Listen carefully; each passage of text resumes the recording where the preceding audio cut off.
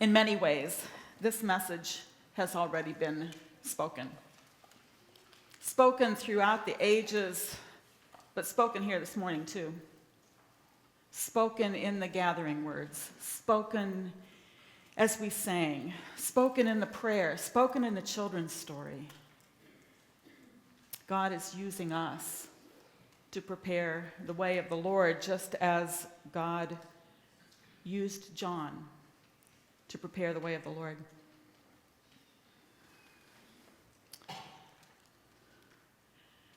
So, prepare the way of the Lord. I looked up Advent for myself this week. Last week, Gail told us what Advent means. This week, I looked it up for myself, and this is what I found. Advent, the arrival of a notable person, thing one, sorry. Thing, there's some things, or event. So, we could use this word in a sentence like this. The advent of television happened in San Francisco in 1927. It's true. I've never heard the word used that way before, but we could use it that way. And it did begin, the advent of it in 1927. And I was surprised. I thought it was more recent than that. The system was designed by Philo Taylor Farnsworth, a 21-year-old inventor. He grew up in an age prior to electric power lines. And the idea for television came to him at the age of 14, about the same time that his family's house received electricity. And he had big dreams. He nurtured a broad and idealistic vision for his invention. He thought it could change the world. He envisioned how television might increase literacy. It could facilitate the sharing of cultures and even prevent wars through global discourse. Well, it would have been great if television had prevented wars, but it did change the world.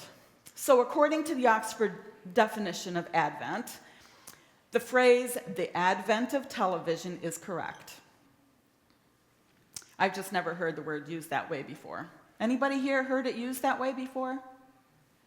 Other than advent of Jesus? Well, but we are here to talk about the advent of Jesus. And last week, we were reminded that Advent does mean coming. The season of Advent in the Christian calendar actually anticipates the coming of Christ from 3 different perspectives. Boy, you can hardly see those candles there. Those are candles that are not just lines. Those are the wicks. Oh, well, I tried. The season of Advent in the Christian calendar actually anticipates the coming of Christ from 3 different perspectives. The physical birth of Jesus, and that happened in Bethlehem. The reception of Christ into the heart of the believer, and the second coming of Jesus. So that we continue to wait for that. And we talked about that a little bit last week. Last week, Janice told us that the 4 weeks of Advent are meant to prepare us, our hearts and our minds and our souls, for the birth of Jesus. And then she went on to talk about the day's scriptures for last Sunday, and she said that they're meant to prepare us for something, but not for the birth of Jesus. In fact, they were meant to prepare us for the second coming. Do you remember that from last week? It's a test. So the word for last Sunday was watch, and in Janice's words, anticipation. If there were one word for today, it would be prepare. And today's passage from Matthew 3 works with the perspective of preparing the heart for the reception of Christ. Okay, so that middle one that I read. Preparing the heart for the reception of Christ. As John's message rang out, repent, for the kingdom of heaven has come near. He was working to prepare hearts for the advent of Jesus into the hearts and lives of people. So who was this John the Baptist? We actually know very little about him. Here's what we do know. John was related to Jesus.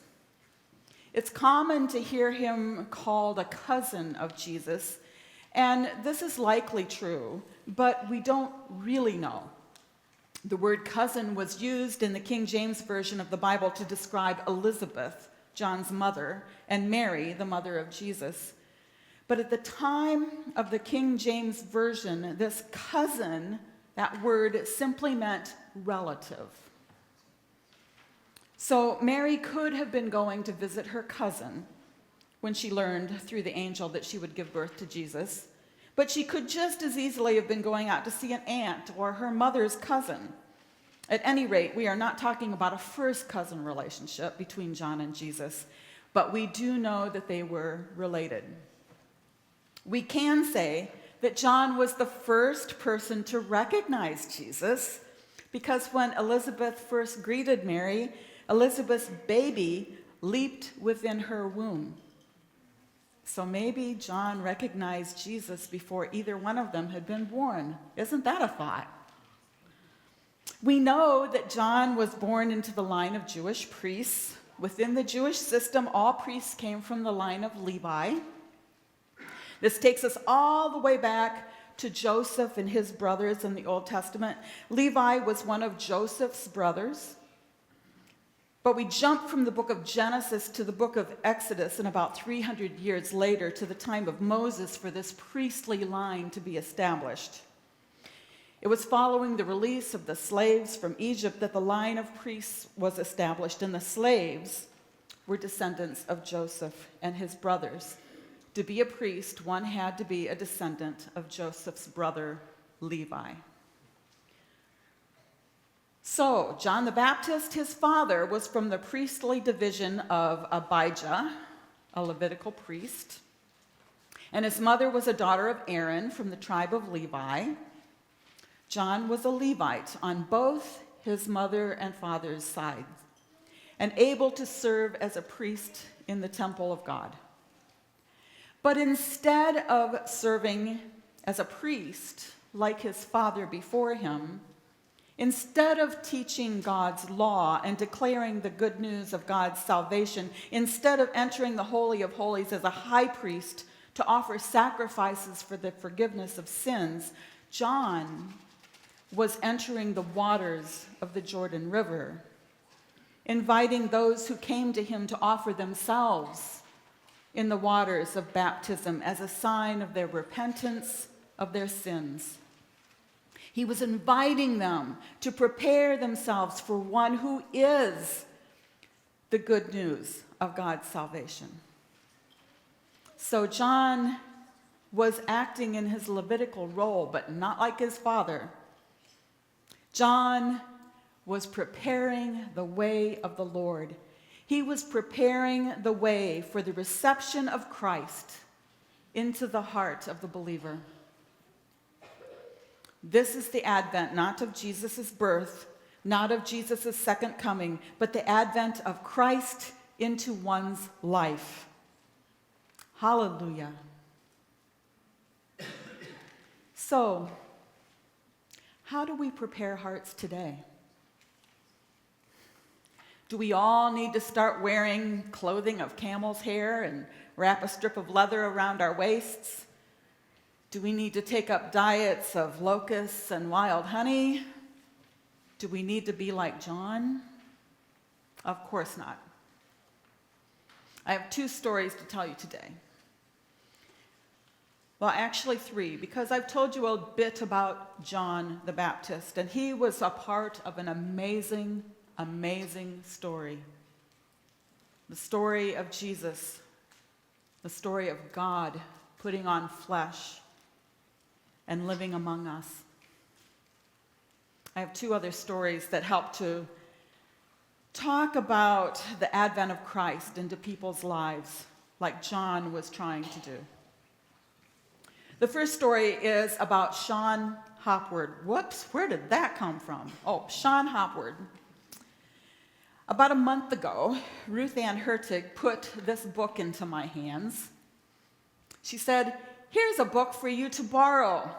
I think you'll like it. I've loaned it out to a lot of other people, and they've all told me that they enjoyed it." So I took the book home, and it was bedtime reading for me for about 2 weeks.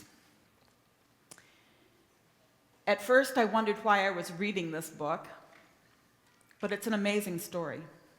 So I'm going to tell you a bit very briefly. Sean grew up in a Christian home in Nebraska. His parents were church founders in his hometown.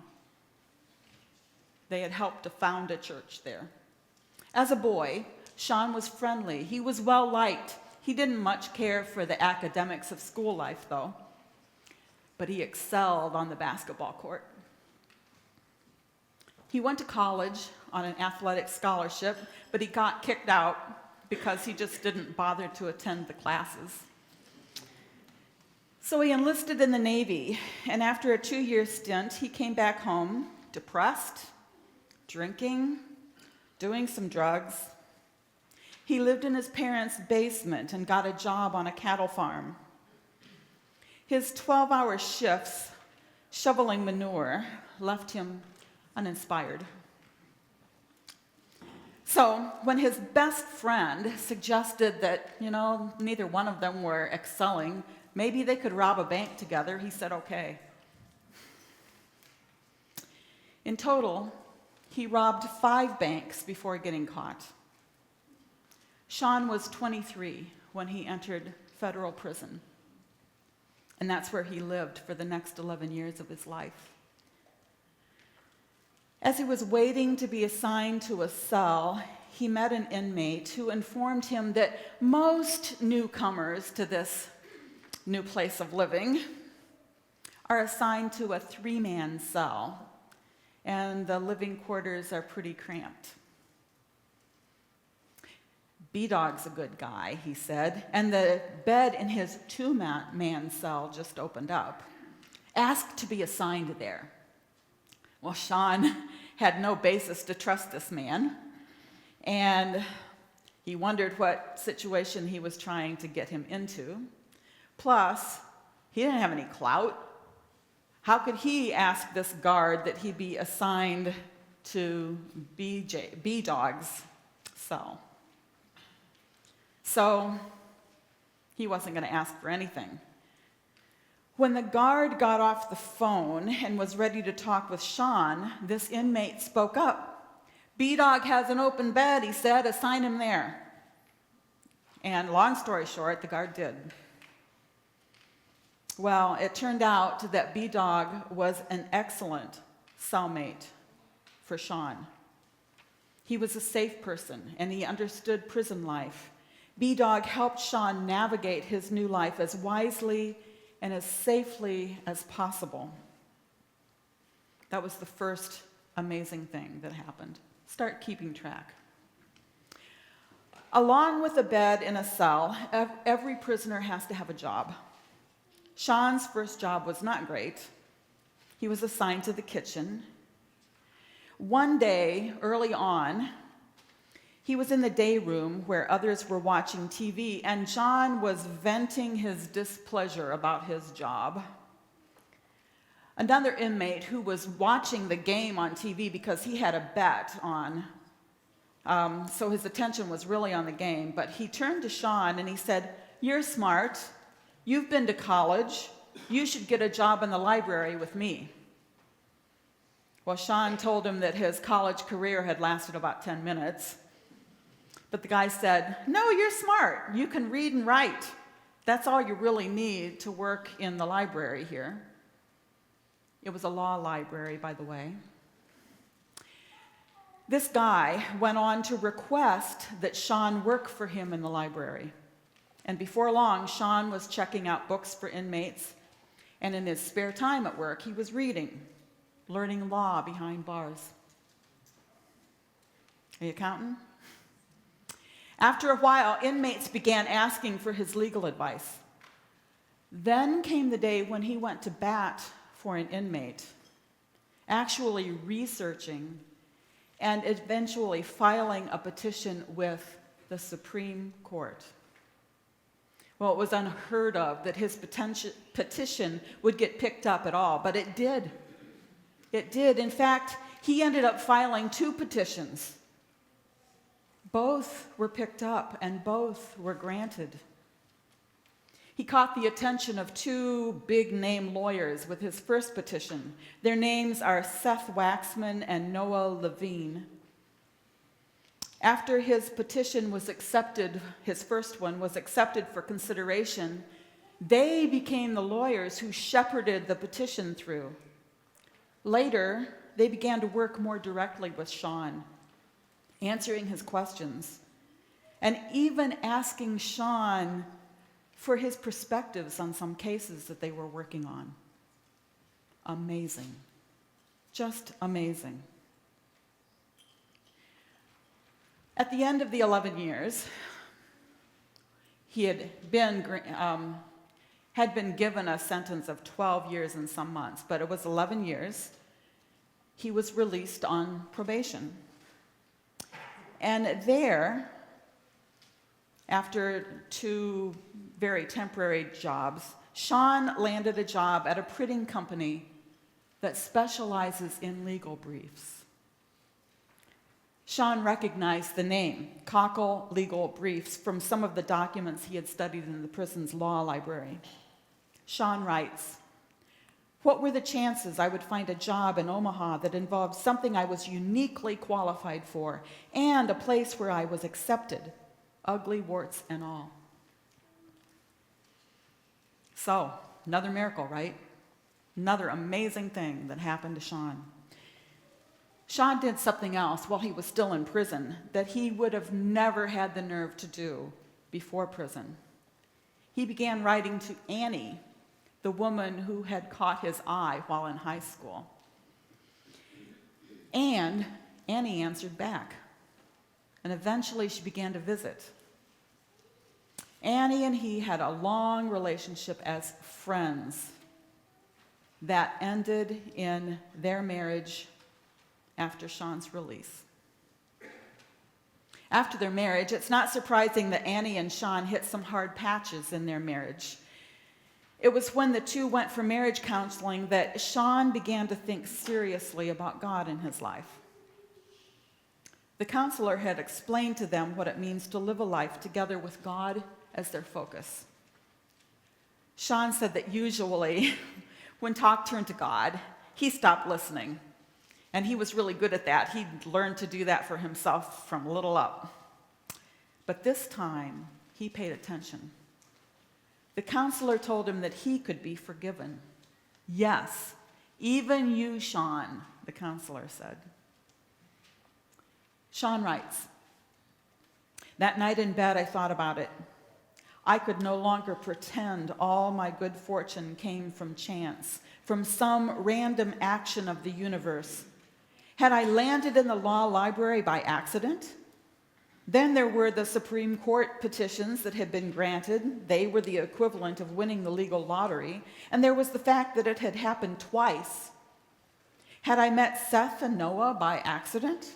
How about finding Cockle in downtown Omaha and surviving prison?" And that was a huge story, that he survived prison with no lost teeth, no mashed in face, no nothing. And Annie, how had all that happened? "Surely I was not that lucky," he writes, "and certainly it had nothing to do with merit. It felt like unmerited grace. But from where? I couldn't ignore the feeling, the intuition that we are more than flesh and bones and that this life is not the whole show. I just couldn't argue myself away from God any longer." Eventually, Sean was accepted into law school and became a lawyer. He and Annie had 2 children, and he is a committed follower of Jesus Christ. I'd like to propose to you today that the people, both in and out of prison, who helped God's many miracles in Sean's life become reality, that they had helped to prepare the way for the reception of Christ into the heart of Sean. They had helped whether they knew it or not, whether they wanted to or not. They had helped. And sometimes that's exactly how God works. Second story, then I'm done. And this story is personal. It happened to me just 2 weeks ago. I was on my way home from 2.5 days of advanced training for Gestalt Pastoral Care. The training had been in Pennsylvania. It was just across the border from Youngstown, Ohio, and it had ended on a Saturday afternoon. So at the end of that, I drove as far as a friend's house in Kidron, Ohio, so that I could drive the rest of the way in daylight on Sunday morning. Sunday morning, I headed home, driving on US 30 for a good portion of the way. So it's pretty straightforward, very straightforward. And I preferred my roads to be nice and quiet and not very heavily trafficked. So before I got to Fort Wayne, I turned off to take some back roads. And I knew those roads. I had taken them before. However, I didn't like what my GPS was telling me. I didn't agree with it. So I decided to turn around. And I pulled into somebody's driveway, backed out onto the road, went forward, and I heard the most horrible noise. It was incredible. And I thought, I've got to get off the road. I was right at a curve. And I managed to get the front of my car onto the berm, but not my back. And then my car just stopped, and I couldn't move. What should I do? My rear end was sticking out onto the road of my car. And so I thought, well, I'll call my brother. He lived about a half an hour away. He picked up the phone. He heard my shaking voice. He listened to my story, and he said, Donna, I'd love to help you, but I'm in Nashville right now. I can't really come. He said, what I can do is give you some contact information for some friends of mine. And I said, that's okay, Joe, thank you. There's somebody that has stopped and is walking to my car right now. I'll call you back if I need you. So this big truck had stopped in the middle of the road. The driver and his wife had looked at me, and then they had pulled into the driveway. And the wife came around to my side of the car, and I thought, God sent me an angel. It took me a little while, because I was still shaking, to figure out even how to put down my window. I mean, something so basic. And she just stood there and smiled at me. And when I got the window down, she said, there you go. My husband's a mechanic. Would it be okay if he looked at your car? I said, yes. So she went back to the truck, and they both came out, and he was dressed up and nice sweater on, and he got down there in the dirt and looked under my car. And when he popped back out, he informed me that I had a broken axle. The woman looked at me and she said, I bet you're hungry. And that was the day that I was missing the Thanksgiving meal here at church. She said, I bet you're hungry. We're going to that church right up the road. And this isn't the church, this is the school building where we ate. But she said, we're going to this church right up the road. You can see it from where you're standing. Or I was sitting. You can see it. Why don't you come with us? They're having this Thanksgiving meal. They do it every year. And then COVID hit, and the only way, they still did it, but it wasn't a sit-down meal. And so my husband and I, we used to go every year, but we didn't go when all you could do was drive in and pick up your food and take it home. So this is the first year that they've served a sit-down meal, and we decided last minute that we would go. And why don't you just come with us and have a meal with us, and we'll figure out what to do. And I said, okay. So I got out of the car and locked it, and before we did that, though, they helped me get my car off the road, which was easy peasy for the two of them while I just steered. So, got in. I told them, I really need to use the restroom. And they said, fine, it's right here. We'll be in line. You come join us. So I did, came out, prepared to pay for my meal because this was a fundraiser for the church. And, I forgot to tell you that when I climbed into the truck with them, I also met the mechanics, mother and father, who were in the truck, as well as the couple's 5-month-old baby. So we were all in this truck together, going down the road, short distance to the church and the school building. So when I came out and joined the family in line, the father of the mechanic had already paid for all the meals, mine too. No, that's okay, it's on me. So while we ate, the mechanic was sitting across the table from me eating his meal and looking on his phone for the part that I needed. I had texted Conrad by this point, but he was in Michigan, and I'd only texted him rather than called him because I didn't want to interrupt what he was doing. And so he texted me back, and he gave me some contact information for some people that we knew from when he worked at North Leo Mennonite Church. Well, Nick found a part for my car in stock that we could pick up, and I just thought, this is incredible. This isn't really going to happen. He said, all we need is a tow. So I called one of the friends, and he was looking up numbers, but it's Sunday, and everything was closed. And our friend said, well, whatever happens, Donna, if you need me, I will come and get you. You can spend the night with us. So I knew I was okay there. I thanked him. And then by that time, Nick had found a place that was open, and I called that number.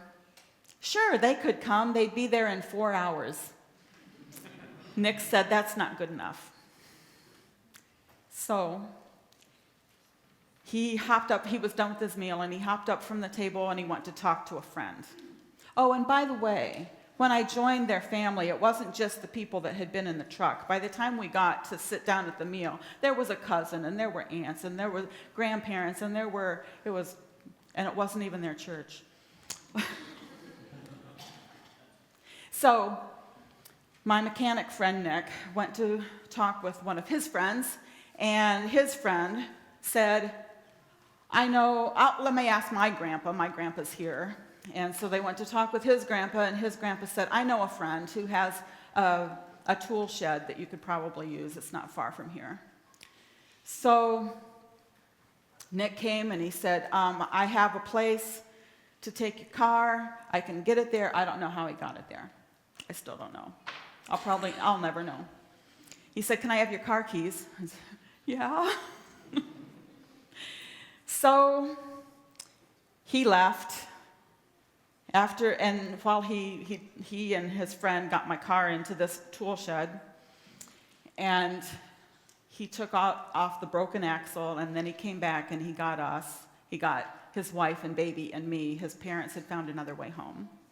And we went off to buy that part that he'd found. Well, the place where he found it, they said, nope, they didn't have it. And I thought, I knew it. It's Sunday, this isn't going to happen. And Nick said, "Do you have another place you'd recommend?" And the guy said, "Yes, I do. Just go up the road here to this place." We went there.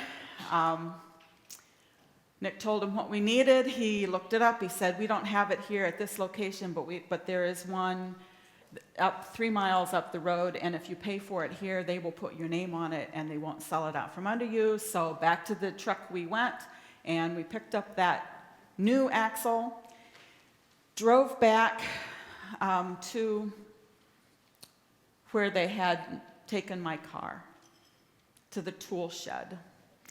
And the wife said, "This is where you took her car? This is the house that I want to live in. I love this house. I can't believe that you have her car here."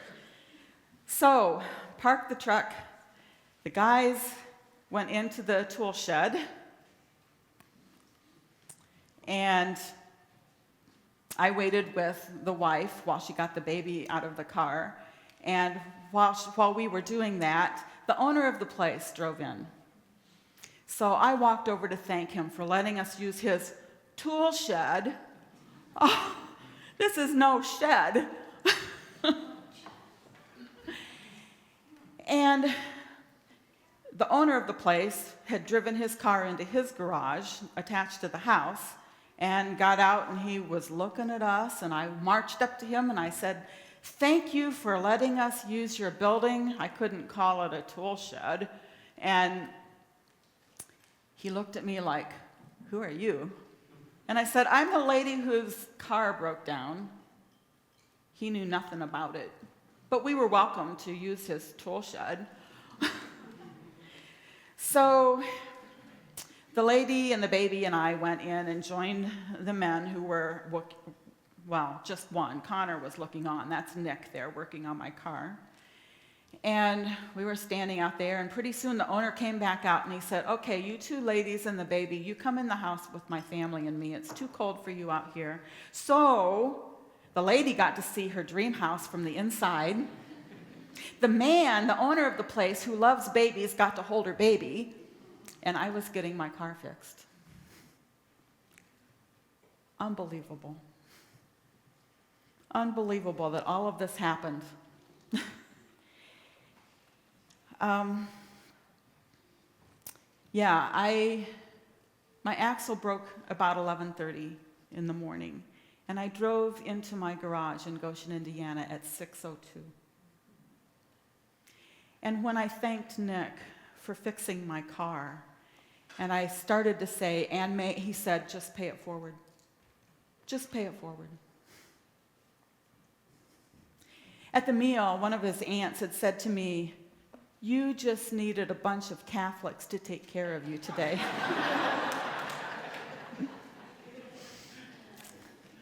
And it had taken a whole bunch of Catholics to take care of me that day.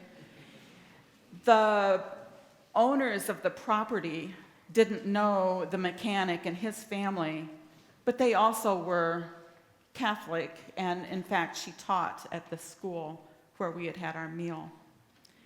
So it took a whole village of Catholics to take care of me, and to take care of me they did. I think these Catholics took these words from Pope Francis seriously. "Rivers do not drink their own water. Trees do not eat their own fruit. The sun does not shine on itself, and flowers do not spread their fragrance for themselves. Living for others is a rule of nature. We are all born to help each other. No matter how difficult it is, life is good when you are happy, but much better when others are happy because of you."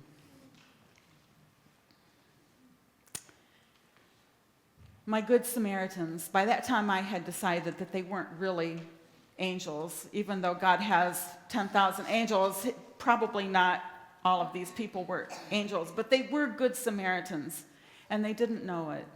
They hadn't planned it.